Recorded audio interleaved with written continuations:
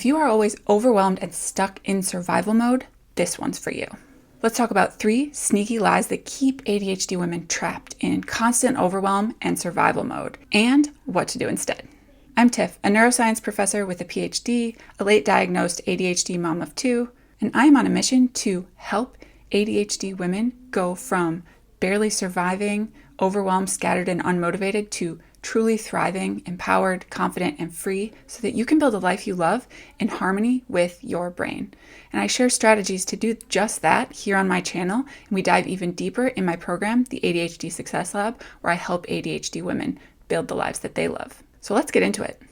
All right, lie number 1. I just need to get through this phase, then I'll rest. Sound familiar? I lived in this mindset for years, and I burned out so bad.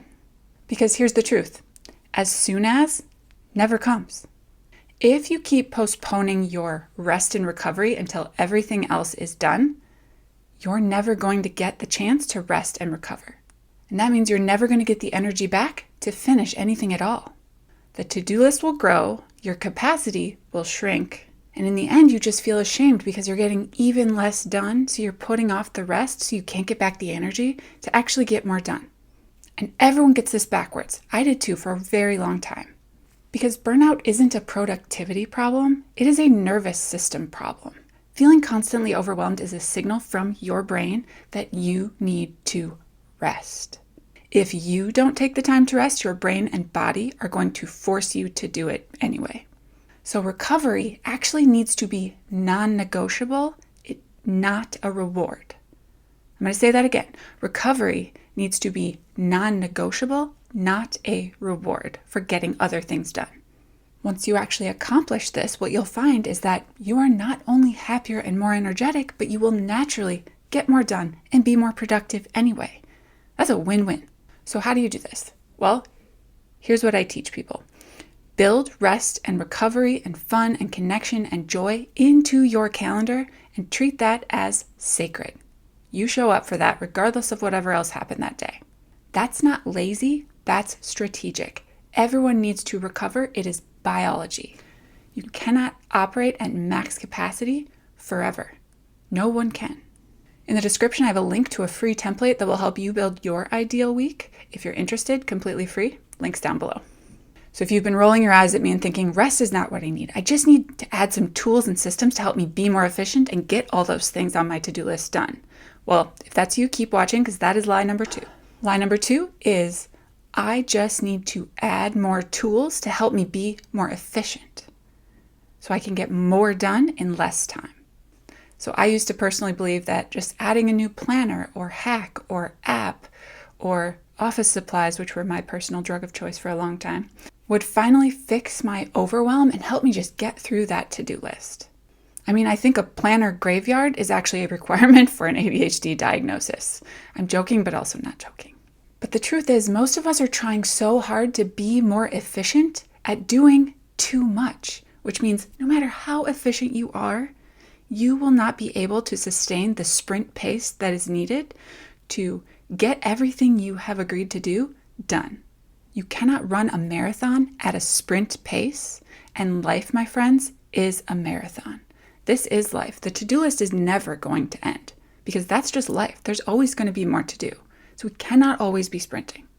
So you don't need to add a new tool to optimize your chaos. You actually need to start subtracting, not adding. That means clearing space intentionally for what matters, for free time, for rest, for recovery, whatever recharges you, so that you can meet your own needs, build up that energy, and show up for the things that are important fully. And look, as a recovering people pleaser, I know that saying no can feel impossible with ADHD.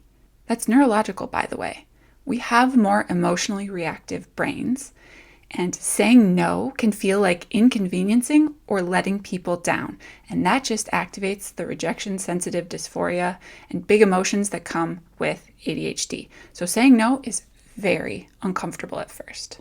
The turning point for me was that one day I looked at my daughter, who's super sweet, super eager to please, and is always looking out for everyone else's happiness before her own. She's only 7. And I realized if I don't show her that it is okay to protect her mental and physical health and to look out for her own needs, she was going to grow up and just think burnout and never having time to rest was just part of being a woman or a mom or an adult. And I'm not okay with that. So it was this moment that decided it for me. I wanted to be an example for her of how it was possible to both look out for yourself, your needs, your energy, your mental and physical health, and be an engaged, happy, awesome, joyful mom. And so in my life, I started saying no. And at first, it felt selfish. But what I found was that the world kept turning and people were basically understanding about this. And now I actually enjoy saying no because it feels like I'm looking out for myself. Because I know when I am saying no to the things that are less important, I'm actually saying yes to the people and things in my life that are important. And when I frame it that way, that's a game changer. So if you can figure out who and what is most important to you, think of saying no to those other things as saying yes to that. And then put time in your calendar to do whatever that is that lights you up, fills you up, brings you joy, helps you recover. But let me know in the comments, what's the hardest thing for you to say no to? Now let's bust the biggest lie of them all, the one that really keeps us stuck. So lie number 3 is, I just need to be consistent. How many times have you said that to yourself? I used to say it to myself all the time, and I hear it from so many women with ADHD. If I were just consistent, that feels like your whole life would change. Here's the problem. ADHD is literally defined by its inconsistency in motivation, interest, energy, attention. It's not a flaw, it's just a reality for how our brains work. I have personally never achieved consistency. Honestly, I don't know any human that has achieved consistency, including neurotypical ones. So it might actually be an impossibility. I wouldn't personally know. But if this literally goes against the grain of how our brains are wired, why do we keep trying to shoehorn ourselves into these rigid systems that rely on us being consistent? Because when you require consistency to keep moving toward a goal, you are setting yourself up for guaranteed failure, shame, and disappointment. Because one day you don't show up to do the thing you said you would do, and then you quit. How many times has that happened? This was me in exercise. This was me in so many different goals. I didn't exercise every day, so I may as well just quit because I can't do it anyway. So instead of consistency, I want you to start focusing on continuing.